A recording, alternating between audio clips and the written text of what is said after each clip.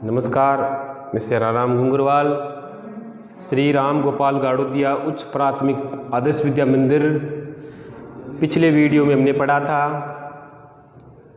शरीर में गति, उनकी अस्थियों के बारे में पढ़ा था, संधियों के बारे में पढ़ा था, कौन कौन सी संधियाँ होती है और अस्थियाँ एक दूसरे स्थान पर एक अस्थि से दूसरे अस्थि जुड़ने वाले स्थान को संधि कहते हैं। संधियाँ दो प्रकार की होती है, चल संधि, अचल संधि। तो विज्ञान में पार्ट 8 में शरीर की गति में हम आगे के पार्ट के अध्ययन में चल रहे हैं। तो आज हम देख रहे हैं कि मानव कंकाल, अगर हमारे शरीर में हड्डियाँ, अस्थियाँ या उपस्थियाँ नहीं होती तो हमारा शरीर एक मांस का लोथड़ा होता, यानी हम ढंग से खड़े नहीं हो सकते, गति नहीं कर सकते। तो शरीर में हमारे हड्डियाँ और अस्थियों से मिलकर, अस्थियों और उपस्थियों से मिलकर मानव शरीर का निर्माण होता है।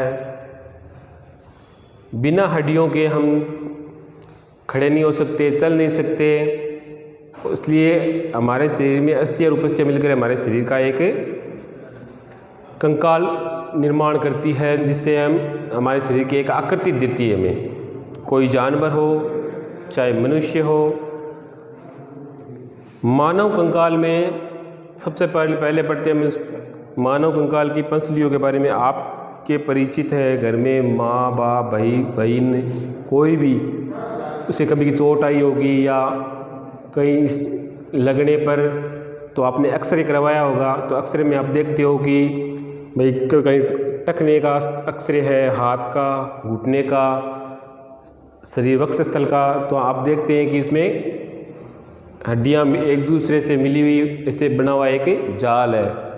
तो हमारे शरीर में मानव कंकाल में वक्षस्थल पर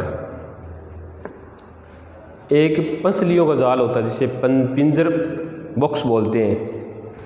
बीच की जो हड्डी है, जिसे हम मेरुरज्जु से जुड़ी, जो हमारे मेरुरज्जु से बोलते हैं, गर्दन से लेकर रीढ़ की हड्डी तक, इनसे ये पंसलियाँ जुड़ी हुई, दोनों साइड में 12 पंसलियाँ होती है, जिसे हम पिंजर बॉक्स बोलते हैं।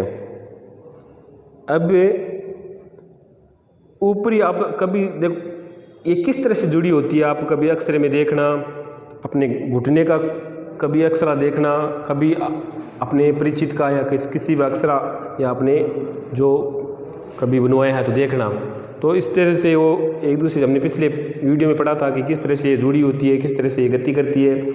इसी तरह आपका हाथ की अंगुलियाँ देखो, पीछे से आप देखो, इससे ये लचीली होती है यहाँ से, तो आसानी से आगे नीचे ऊपर नीचे हो सकती है। फिर प्रत्येक भाग में ये 1 2 3 इसे हिस्से होते हैं, यानी एक धीरे धीरे एक दूसरे से जुड़ी होती है। हाथ की अस्थियाँ आप इसे दबा के महसूस कीजिए। इसी प्रकार पंसलियों के ऊपरी साइड आप देखते हैं कि इसे कठोर सा हिस्सा दिखाई देता है हमें, उभरा हुआ सा। पंसलियों के यहाँ से देखो स्टार्ट है पंसलियाँ ये, तो इसके ऊपर के हिस्से में देखिए आप उभरा हुआ हिस्सा दिखता है, तो वो क्या है, कंधा, जिसे हम श्रेणी मेखला बोलते हैं, अंश मेखला बोलते हैं, जो कंधे का ऊपरी हिस्सा, जिसे कलाई के हिस्से से, कंधे के ऊपरी इस हिस्से से और कलाई के हिस्से से जुड़ा होता है, जिसे हम बोलते हैं अंश मेखला। और इसी तरह हम जहाँ हम बैठते हैं इस तरह से, तो उसे श्रेणी मेखला बोलते हैं। बैठने में उठने में हमें आसानी रहती है। इसी प्रकार हमारी जो रीढ़ की हड्डी है, गर्दन से लेकर यहाँ तक जो जुड़ी हुई है, इसमें 33 छोटी मोटी केशरुकाएँ जुड़ी होती है, जो सीधी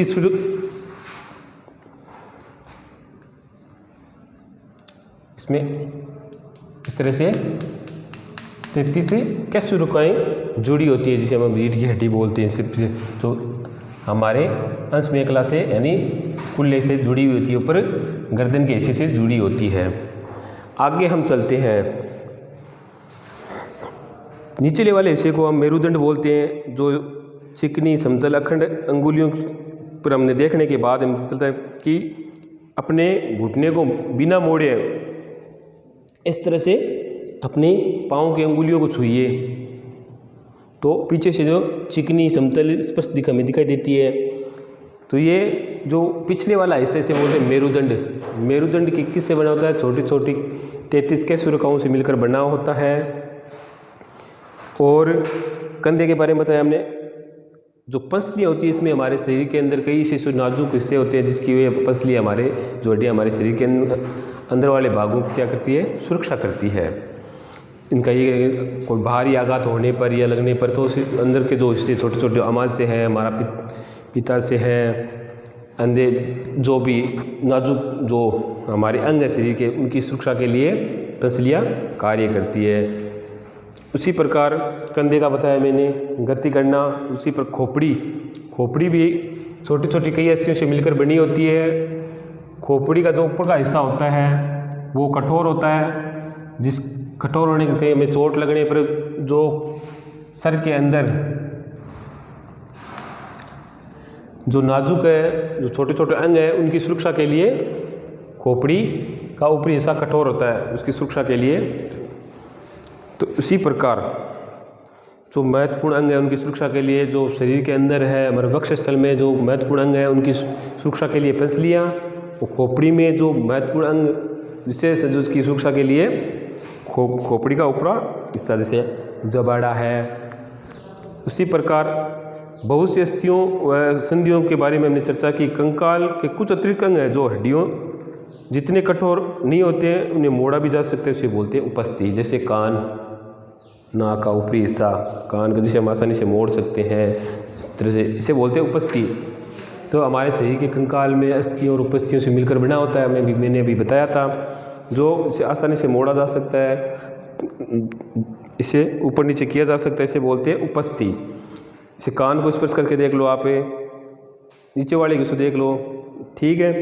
कोई अस्थि नहीं है। अब देखो अंगुलियों को दबाने पर, आप देखो अंगुलियों से दबाने पर देखते हो कि उसमें अंदर महसूस करते हो कि ये आसानी से झोंक सकते हैं, इसे कर्णपल्ली बोलते हैं।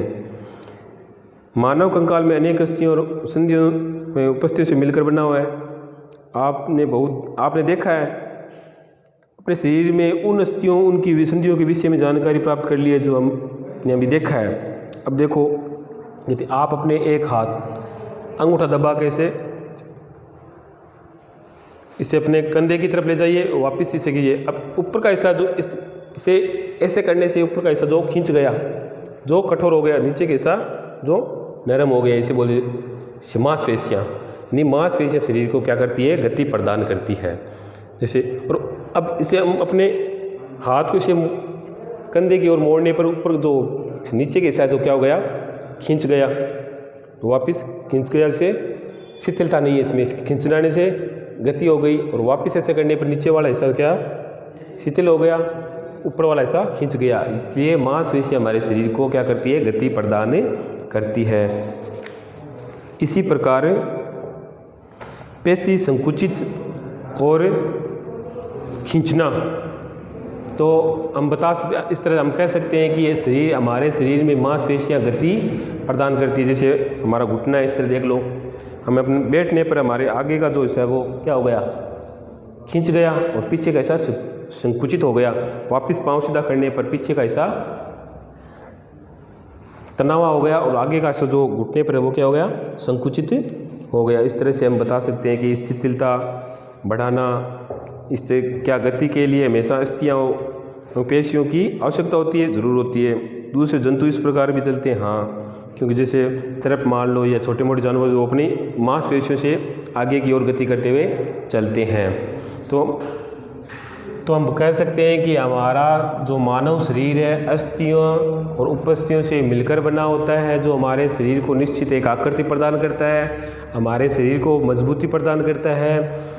हमारे शरीर में गति प्रदान करने के लिए अस्थियां और मांसपेशियां आवश्यक हैं। इसी प्रकार मांसपेशियां जो हमारे शरीर को गति प्रदान करने में, चलने में, दौड़ने में, बैठने में आवश्यक है। तो अगले वीडियो हम जंतुओं के बारे में पढ़ेंगे। धन्यवाद।